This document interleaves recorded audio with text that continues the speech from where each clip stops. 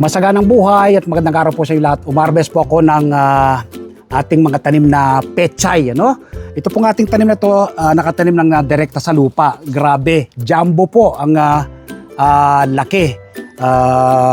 Kita po ninyo, papakita ko po ilalapit ko po dyan sa ating camera. Ayan, kita nyo po, di ba? Isang daon, dalawang kamay po yung pwede mong idangkal sa kanya. Kita nyo po kung gaano kalaki. So ngayon pong araw ito, 30 days po itong ating tanim na ito na pechay, no?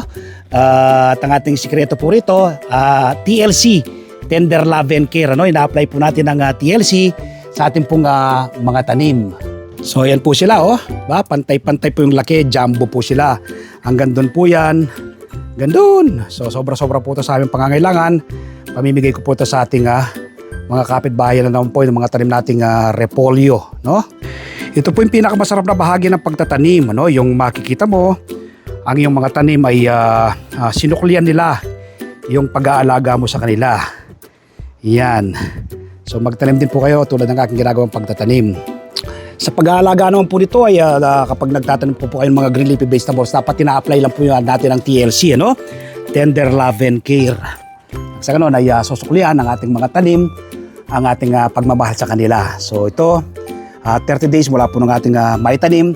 Ito sa ating garden, direct planting po ito. Direkta sa lupa. Rather, ano pala ito, no? Punla nung ma-transplant natin sila dito, no? 30 days mula nung ma-transplant dito sa ating garden ng direkta sa lupa. Itong ating mga tanim na ito na pechay, no? Simpleng-simpleng alagaan at patubuin, no? Lagi ko pong sinasabi, food security starts at home. Nagawa ko po ito, magagawa rin po ninyo. Nang sa ganon, di po kayo maapektuhan ng mataas na presyo ng gulay sa merkado. Sa halip, tuwing kailangan mo ng umarbes, ay pipitas ka na lamang po sa inyong mga tanim, sa inyong garden. Makatitiyak ka na masustansyang pagsasaluhan ng buong pamilya, makakatulong ka pa sa pagpreserba sa ating inang kalikasan, makatitipid ka pa. Happy farming po, bye-bye. God bless, bye-bye. So invite ko po pala kayo, no? Sa aking mga social media platform, ano? Sa aking Facebook page, ang Magsasaka Reporter, Facebook profile, Merlison. Tapos yung ating YouTube channel, Magsasaka Reporter. Every Sunday, manood po kayo ng aking TV show, Masaganang Buhay.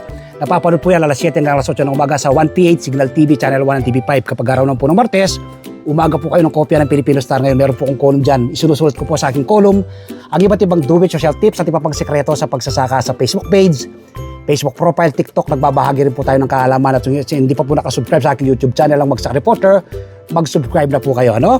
Like and share, click the bell button sa ganun, ma-inform po kayo kapag may magbago kong video upload, video tutorial upang ma-share ko po sa inyo ang payaram na talento ng ating Panginoon. Happy farming po, bye, God bless!